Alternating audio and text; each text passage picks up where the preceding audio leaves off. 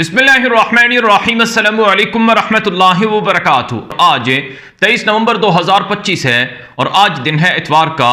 आज की ताज़ा तरीन बड़ी खबरों से इस व्लॉग का आगाज करेंगे। सबसे पहले आज की हेडलाइंस आपके सामने रखेंगे। ईरान और इसराइल के दरमियान जंग की तैयारियां उरूज पर जा पहुंची हैं। हजारों मिसाइल जंगी ड्रोन तैयार कर लिए गए हैं। इसराइल 4 महाजों पर लड़ने के लिए तैयार है। ईरान की हुकूमत के खात्मे ईरानी सुप्रीम लीडर को टारगेट करने की मंसूबा बंदी सामने आ रही है। दूसरी तरफ अगर जंग हुई तो 2 माह में इसराइल खत्म हो सकता है। ईरान के जर्नैलों ने धमकियां लगाना शुरू कर दी हैं। ईरान ने तुर्की, कतर, सऊदी अरब, रूस, चीन से भी मदद मांग ली है। लबनान, यमन, इराक, ईरान और गजा का महाज फिर गर्म होने जा रहा है। इसराइल इस हवाले से अमेरिका से असलहा लेकर तैयारियां मुकम्मल कर चुका है। ये हेडलाइंस है, इनकी तफसीलात आपके सामने रखेंगे। इससे पहले कि मैं खबरों का आगाज करूं, आपसे गुजारिश है अगर आप इस चैनल पर नए हैं तो लाजमी सब्सक्राइब करें ताकि आपको हमारी तमाम अपडेट्स मिलती रहें, ताकि आपका ताल्लुक हमारे साथ मुस्तकिल तौर पर जुड़ा रहे।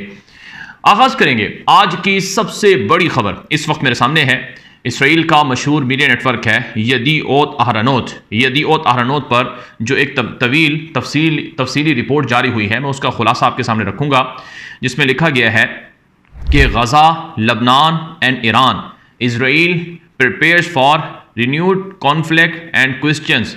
यूएस के अमेरिका जो इस सारे मामले से आगाह नहीं है और मुकम्मल तौर पर इसराइल का साथ नहीं दे रहा है फिलहाल, लेकिन इसराइल अपने तौर पर लबनान, गजा और ईरान के लिए तैयारियां कर चुका है।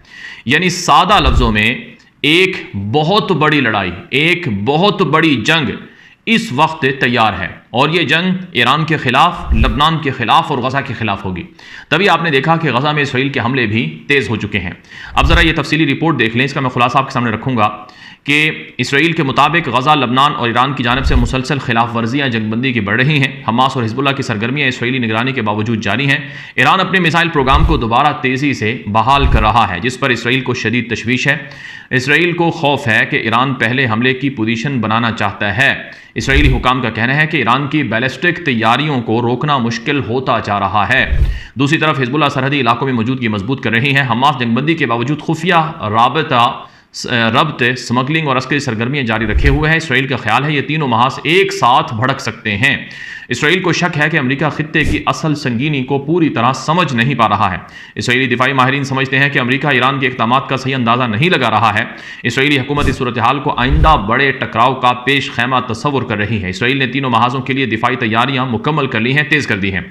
फौजी कमान के मुताबिक ईरान के बढ़ते इक़दामात इलाकाई जंग को करीब ला रहे हैं। इसराइल अमेरिका पर दबाव बढ़ा रहा है कि ईरान पर मजीद सख्त इक़दामात किए जाएँ। मजमूई सूरत हाल को इसराइल मुस्तक़बिल की बड़ी जंग की मुमकिना शुरुआत समझता है। ये मैंने खुलासा आपके सामने रखा है जो इसराइली अखबार यदीओत अहरोनोत पर नशर हुआ है। इसके अलावा एक और इसराइल का हामी मीडिया नेटवर्क है JNS नामी, उस पर जो रिपोर्ट नशर होती है उसका भी खुलासा देख लें कि ईरान तेज़ी से अपने मिसाइल प्रोग्राम को मजबूत कर रहा है, जिसे इसराइल खुले खतरे के तौर पर देख रहा है। जून में होने वाली झड़पों और लड़ाई के बाद इसराइल ईरान के खिलाफ जून की लड़ाई को नामुकम्मल जंग समझता है और दोबारा लड़ाई की तैयारी कर रहा है। ये इसराइल के मीडिया पर लिखा गया है। इसराइली हुकाम के मुताबिक ईरान जो है वो मिसाइल कुव्वत बढ़ाकर दबाव बनाना चाहता है या मुमकिन जंग की तैयारी कर रहा है। ईरान के नए तजर्बात और तैयारियों से इसराइली दिफाई निज़ाम शदीद दबाव में है। इसराइल को खदशा है कि ईरान अगले मरहले में पहले हमले की सलाहियत हासिल करना चाहता है, यानी इकदामी वॉर करना चाहता है इसराइल के खिलाफ। ईरान तलबीब पर बरह रास्त हमले ने इसराइल की सिक्योरिटी क़यादत को नई हिकमत अमली बनाने पर मजबूर कर दिया है। रिपोर्ट के मुताबिक ईरान अपने इत्तेहादी ग्रोहों यानी हिजबुल्लाह, हमास, इराक और यमनी मुसल्लत धड़ों को भी ज़्यादा फ़ाल बना रहा है। ये रिपोर्ट है इसराइल के हामी JNS नामी मीडिया की। अब ज़रा द यरूशलेम पोस्ट की आप रिपोर्ट देख लें, जो कि नेतन्याहू की हुकूमत का करीब तरीन नुमाइंदा और मीडिया नेटवर्क है, जिसमें कहा गया है कि इसराइल के खिलाफ ईरान ने अपने इत्तेहादियों को मिलाकर एक बहुत बड़ी जंग तैयार कर ली है और ये जंग जल्द शुरू हो सकती है। इसी तरह से इसराइल रेडार के नाम से एक एक्स अकाउंट है, जिसने वाईनेट यानी यदीओत अहरोनोत का हवाला देते हुए कहा है कि कम से कम 3 महाजों पर यानी लबनान, गजा और ईरान, इन 3 महाजों पर एक बहुत बड़ी जंग शुरू होने जा रही है। और इस रिपोर्ट में ये बात भी कही गई है कि 2026 का जो साल है ये बहुत बड़ी जंग का साल हो सकता है, क्योंकि अभी तक जो इसराइल है उसकी बालादस्ती वो कायम नहीं हो सकी है। ये इसराइली अकाउंट है, इसराइल रेडार की रिपोर्ट है जो मैंने आप सामने रखी है। अब ज़रा आप ये महर न्यूज़ एजेंसी है जो कि ईरान की न्यूज़ एजेंसी है, उसके ऊपर एक ईरान के फौजी कमांडर जनरल का बयान नशर होता है। द इस्लामिक रेवोल्यूशनरी गार्ड के जो स्पोक्समैन हैं उन्होंने कहा कि अगर जून के महीने में 2 हफ्ते की लड़ाई अगर मज़ीद चंद हफ्ते और जारी रहती या 2 माह तक भी जारी रहती या मज़ीद 2 हफ्ते और जारी रहती तो इसराइल मुकम्मल तौर पर ख़त्म हो जाता। जी हाँ, ईरानी स्पोक्समैन का ये दावा है कि अगर 2 हफ्ते की बजाय 4 हफ्ते तक की लड़ाई चलती तो इसराइल को हम मिटा देते। हमारे पास ऐसे मिसाइल हैं, ऐसी टेक्नोलॉजी है। यह महर न्यूज़ एजेंसी की रिपोर्ट है जो मैंने आपके सामने रखी है। ईरान इंटरनेशनल जो कि ईरानी हुकूमत का मुखालिफ मीडिया नेटवर्क है, उसने एक बयान नशर किया है कि ईरान के खुफिया इंटेलिजेंस इदारों की ये रिपोर्ट है और ये बात उन्होंने वज़रा की एक मीटिंग में कही है कि ईरान के सुप्रीम लीडर अली खामनाई को दुश्मन ताकतें टारगेट करना चाहती हैं। ईरान के सुप्रीम लीडर अली खामनाई जिनके गिर्द पूरा ईरान का निज़ाम हुकूमत घूम रहा है, अगर उनको टारगेट कर दिया जाए तो ईरान की हुकूमत ख़त्म हो जाएगी और जब ईरान की हुकूमत ख़त्म होगी तो फिर इसराइल और अमेरिका अपने हामियों को ईरान में हुकूमत दिलवाकर उन्हें मजबूत कर सकते हैं। ये इस रिपोर्ट के अंदर इंकशाफ हुआ है।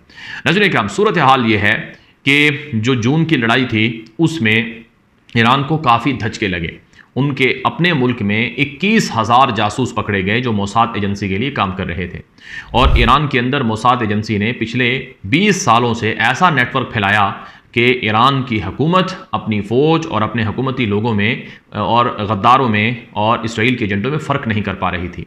यही वजह है ईरान के अंदर जो जून के महीने 12 जून को जो लड़ाई शुरू हुई थी, उस लड़ाई के दौरान पूरा ईरान इंटरनेट से काट दिया गया था। तो अब हालात काफ़ी कशीदा हैं, यानी ईरान को पता है हमारे ऊपर कभी भी दोबारा हमला हो सकता है। तो इस सिलसिले में ईरान ने सबसे बड़े इत्तेहादियों से मदद मांगी है।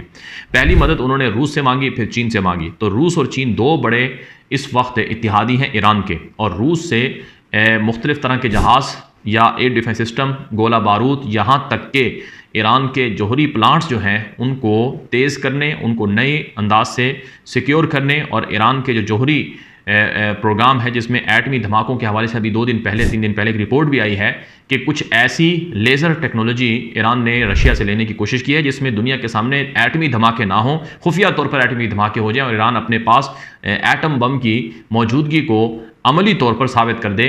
तो ये टेक्नोलॉजी रशिया से ईरान ले रहा है। फिर चीन ने ईरान से तेल धड़ाधड़ खरीदा अमरीकी पाबंदियों के बावजूद। ईरान को सबसे ज़्यादा माली तौर पर सपोर्ट जो है वो चीन कर रहा है। तो चीन, रशिया 2 बड़े ताकतवर मुल्क हैं जो ईरान के साथ खड़े हुए हैं। यही वजह है इसराइल, रूस और चीन दोनों के खिलाफ महाज खोल चुका है। चीन के खिलाफ ताइवान को इसराइल मदद दे रहा है और रशिया के खिलाफ यूक्रेन को मदद दे रहा है। इसके अलावा ईरान ने रीजनल इत्तेहादियों से भी राब्ते किए हैं, उनसे भी ताउन मांगा है, जिसमें सऊदी अरब सर फहरिस्त है। ईरान के सदर मसूद पज़ेश्कियान ने अभी चंद दिन पहले एक ख़त लिखा सऊदी वली अहद मोहम्मद बिन सलमान के नाम, उनका शुक्रिया अदा किया जो जून के महीने में जंग हुई कि सऊदी अरब ने न्यूट्रल रहकर जो इसराइल का साथ है, अमेरिका को अपनी सरजमीन ईरान के खिलाफ इस्तेमाल करने नहीं दी। इसके अलावा उन्होंने मुस्तकबिल में बहुत सी चीज़ों में सऊदी अरब की हिमायत भी और ताउन भी मांगा है। इसके अलावा कतर जो ईरान का एक अहम इत्तेहादी है, लेकिन कतर पर ईरान ने हमला कर दिया था और वह हमला कतर के अंदर वाक़ई अमरीकी फ़ौजी अड्डे पर हुआ था जिस पर कतर और ईरान में क्लैश हुआ था। उसके बाद ईरानी सदर मसूद पज़ेश्कियान खुद कतर गए थे और कतरी बादशाह को कहा था कि हमने आप पर हमला नहीं किया, हमने अमरीका पर हमला किया है। तो कतर से मज़ीद ताउन और मदद मांगा है और तुर्की से बिलखुसूस ईरान इस वक्त काफ़ी सपोर्ट ले रहा है। इसी हवाले से मेरे सामने जो खबर मौजूद है वो ये है कि अभी तो ईरान के अंदर एक आग लगने का वाक़या हुआ, उसको बुझाने के लिए तुर्की से खुसूसी तौर पर जहाज़ मांगे ईरान ने कि वो आग बुझाई जाए। और इसके अलावा एक मेरे सामने रिपोर्ट मौजूद है कि 6 मुल्कों का एक ट्रांसिट रूट बन रहा है जो चीन को एशिया से, मशरिक़ वस्ता से और यूरोप से जोड़ेगा। अब चीन से एक ऐसा रोड बनाया जा रहा है, एक ऐसा ट्रेन का और सड़कों का जाल बिछाया जा रहा है कि चीन से काज़ाख्स्तान और फिर सेंट्रल एशिया की स्टेट से होता हुआ ईरान और ईरान से तुर्की, तुर्की से यूरोप तक एक गुजरगाह या एक रूट, एक सड़क बनाई जा रही है। ये 6 मुल्क कौन से हैं? चीन, ईरान, काज़ाख्स्तान, उज़्बेकिस्तान, तुर्कमानिस्तान और तुर्की। ये 6 मुल्क हैं, इनका ये मंसूबा है जिसमें तुर्की और ईरान 2 अहम पार्टनर हैं और बताया जाता है कि ईरान इस सारे मामले से खूब मुस्तफ़ीद होगा। ये ईरान के मीडिया पर नशर होने वाली एक रिपोर्ट है।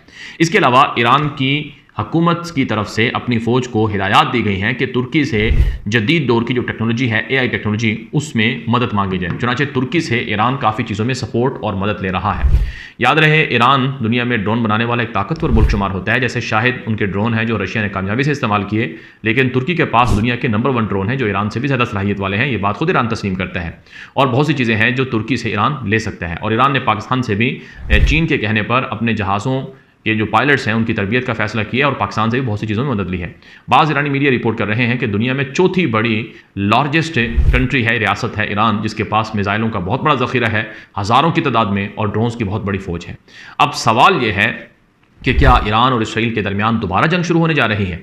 इस हवाले से जो ख़तरात हैं वो हकीकत बनते हुए नज़र आ रहे हैं, क्योंकि गज़ा पर इसराइल ने हमले करके, बमबारी करके साबित कर दिया है कि जंगबंदी जो है वो उनके नज़दीक ज़ाहिरन तो है, लेकिन नो पीस नो वॉर की सिचुएशन गज़ा में क्रिएट कर दी गई है इसराइल की तरफ से। और लबनान पर आप देख रहे हैं कि रोज़ाना हमले हो रहे हैं। लबनान में कोई घंटा, कोई दिन ऐसा नहीं है जिसमें इसराइल के हमले ना हो।